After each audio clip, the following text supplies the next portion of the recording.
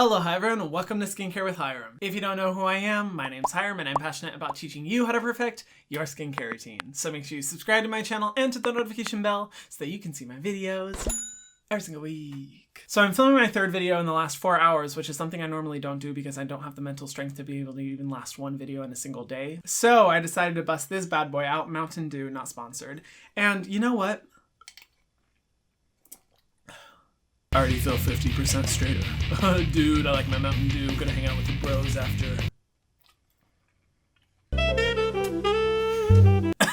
I swear to God, Mountain Dew is a straight boy drink. I don't know what I'm doing drinking it. Give me energy. Let's pray I make it through this video because I already feel like my social battery is somehow done for the day and it's 12 o'clock. Anyway, in this video, I want to talk about something I've seen in the skincare industry over the last year. Now, 2020 was the year of skincare. We all know that. Skincare fucking exploded. I swear to God, it was the last day of 2019 when people were still using lemons and honey for their DIY skincare. And then we got to New Year's and suddenly everyone was using CeraVe in the Ordinary. It was like an explosive year in the skincare world, which of course is something I'm super happy about and a reason why a bunch of you guys are here. So I am forever grateful to 2020. The one thing I'm grateful for from 2020 for skincare becoming so huge. And oftentimes the first introduction to skincare is based off of a desire to get rid of a skin concern, whether it's acne, breakouts, dark spots, premature aging. There are so many different reasons that people usually approach skincare, but it's typically to get rid of a concern that they see within their skin. For me, it was premature aging. I was aging like a raisin. And not that I'm not aging like a raisin now, but skincare is helping me take my time. And when it comes to skincare, the most powerful treatments that you can use to get rid of those issues are things like strong exfoliants, retinol, brightening agents, and other treatments that are really good at getting rid of those issues. However, simultaneously, I saw the industry grow more and more comfortable with using stronger percentages, stronger concentrations, and overall really strong products. And throughout the end of last year and even into this year, there's been a heavy emphasis and focus industry-wide on strong, effective skincare products. We're seeing products come out with higher percentages of active ingredients, faster acting formulas, more ingredients in the formulas, and a focus on instant results. And you don't have to look very far to find a lot of brands that are focused on adding more and more and more into their formulas. But I want to explore this question. Is stronger skincare actually better? Is it better for your skin? Is it better for preventing and getting rid of skin issues? Are stronger skincare products actually better to buy? And that is the question, ladies and gentlemen, that we will answer on today's episode of Hyram Blabs On for way too long. Sundays at 8 p.m. Central. Now this question seems pretty simple, but it's actually kind of complicated because it can really depend on what types of ingredients you're talking about, what types of formulas, and what types of products. So first, let's focus on exfoliants. This by far has been the most impacted by the endless pursuit for strongest skincare. You will find so many products on the market focused on including the highest percentage of active exfoliants possible. For example, the infamous The Ordinary AHA 30% and 2% BHA Solution. This one exploded on TikTok. Every single teenager was using it, and this by no means is isolated to The Ordinary alone. There's so many other brands that are focused on that as well. Take for example the Peter Thomas Roth 35% phytic acid Pro Strength Exfoliating Super Peel with 35% phytic acid and glycolic acid. These percentages are very high in comparison to the majority of chemical exfoliants you can find on the market. It's a lot more than your typical 5%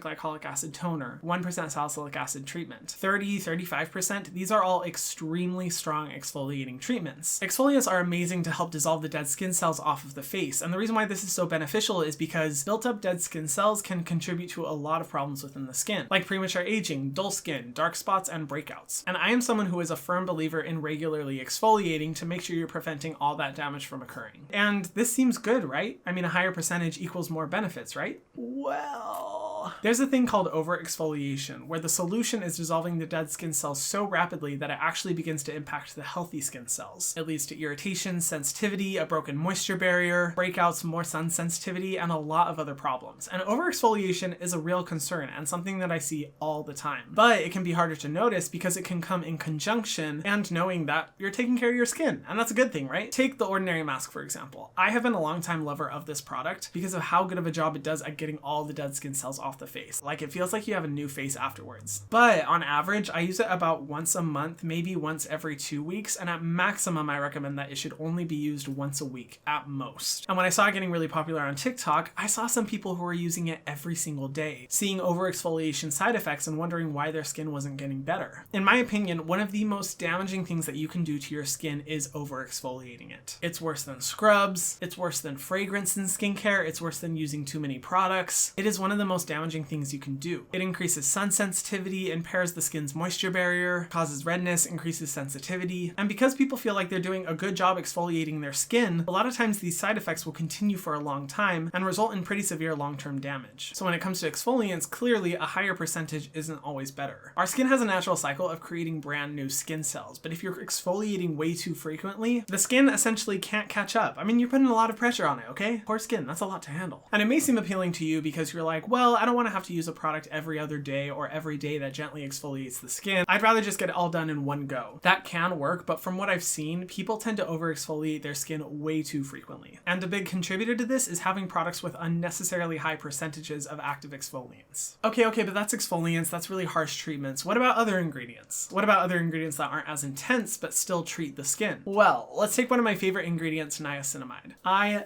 love niacinamide.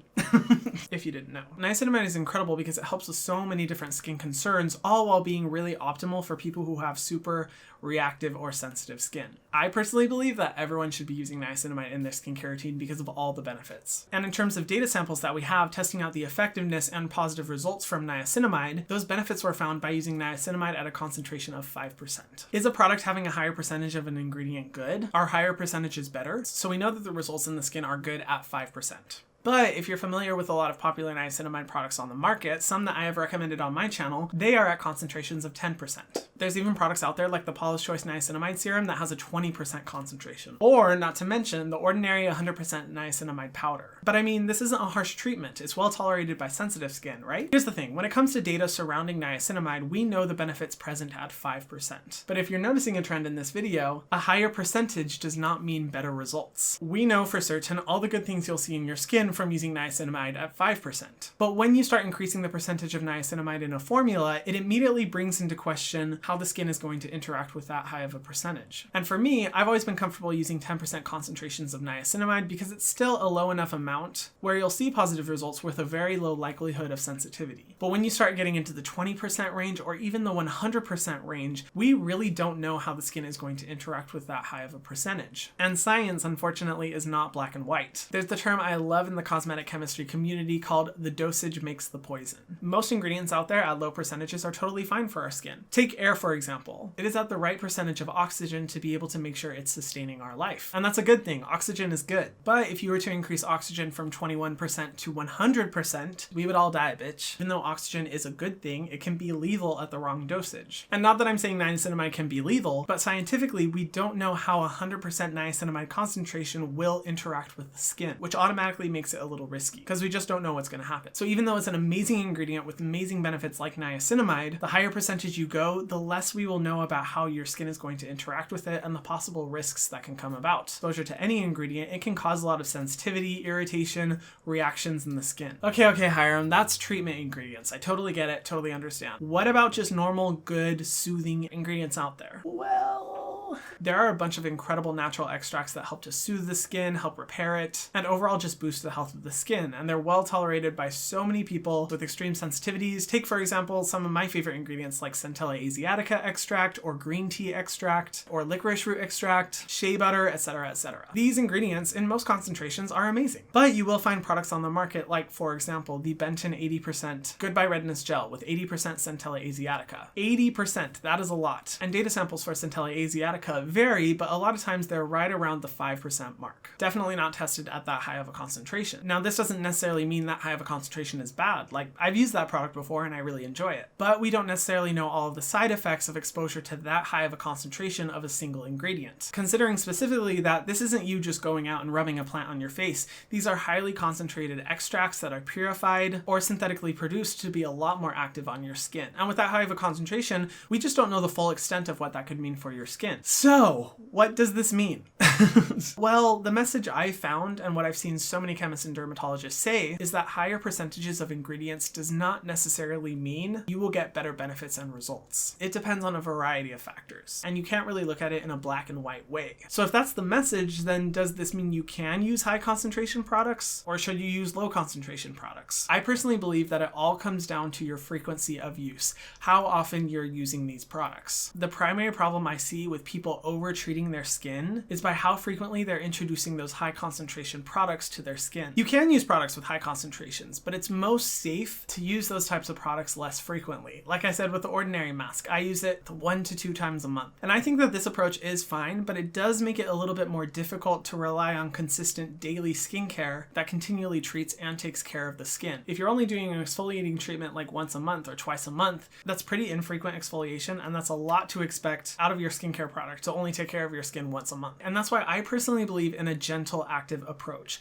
using products that have a lower concentration of active ingredients so that you're getting your treatment consistently without the risk of overexposing your skin to those active treatments and thereby leading to overexfoliation and overtreatment. With a gentle active approach, you're able to get the benefits of an ingredient every single day and consistently maintain and keep up with the health of your skin without having to worry about all those side effects. So while it may not be as attractive to see a product that has 5% exfoliants instead of 30% for your skin, that's a much safer and gentler way of ensuring that you're properly exfoliating without the possible damage. And here are some ways that you can achieve a gentle active approach. I truly think it's the best for taking care of the health of your skin, preventing damage, and making sure your skin looks its best every single day. First, be careful about how frequently you use really concentrated products. Less is usually more. It's always better to be safer than sorry. For me, a higher a percentage goes, the less and less consistently I'll use that product. 2, it's good to be mindful of our percentages. Like I said before, more is not always better. And I think we also need to be careful and skeptical of our obsession with higher and higher percentages. Just because it's a higher percentage does not mean it's going to work better. If you see a brand or company that's hyper focused on getting the highest percentages possible of active ingredients like exfoliants, for example, don't buy it without thinking. Be really particular and careful about what you're introducing to your routine and ask yourself the question, why is it a higher percentage? Why do they feel the need to go higher? Do I feel like I need a stronger concentration? 3, using gentle skincare is okay. I see so many people who are skeptical or fearful of using really gentle skincare because they're afraid that it's not going to work well enough. When in my opinion, it's always better to start with gentle skincare and then if you need to, supplement in more products that are stronger and more concentrated. There are so many people I know that when they start into skincare, they automatically look for the highest percentage when I'm like, whoa, calm down, partner. Take it easy, start gentle and work your way up if you need to. And if you don't need to, great, you're using gentle skincare that's helping the health of your skin and not over-treating it.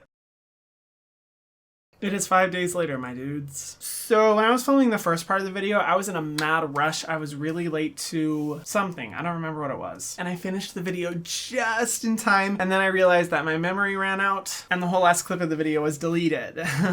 That's never happened before. It's a totally isolated incident. Definitely didn't trigger a rage. No, I'm fine. I'm just being dramatic. I'm literally almost done with the video, so I'm gonna try to remember what I was talking about. It's been a little while. These brain cells are rusty. The last tip I recommend is first and foremost, focus on your skin's health. It is tempting to want to get products that are higher percentages, higher strength, instantaneous results, but most of the time, instant results are not as what is healthiest for the skin. Skincare is taking care of your health, and when you think about other aspects of health, dramatic instantaneous results are not the most healthy thing. When it comes to brushing your teeth, if your teeth are really stained and dirty, getting a product that's going to instantly make them pearly white is probably not best for the health of your teeth. Same thing with keeping a healthy weight. Eating healthy foods and slowly day by day, getting rid of any excess weight or fat is much healthier for the body than rapidly shedding pounds as fast as possible. Those things aren't healthy for the body, and it's the same thing with skincare. Skincare is about daily care and maintenance, using good ingredients and taking care of the health of your skin through daily care. And it may seem tempting to want to get rid of those issues all at once to see a dramatic result, but if you want sustained healthy skin, it comes through daily gentle care. And remember, you want to have healthy skin for as long as possible because that's really going to pay off in the long run. If you're using overly harsh or overly strong treatments in the moment and not properly taking care of the health of your skin, think about what it's going to do to your skin long term. You could see some damage, and that is not the goal with skincare. So what has this video taught us? I would say more than anything, be critical and be aware of ingredients, concentrations, the marketing of a product, and what is most healthy for your skin. Just because it's more concentrated does not mean it's better. Just because a product is chock full of really good ingredients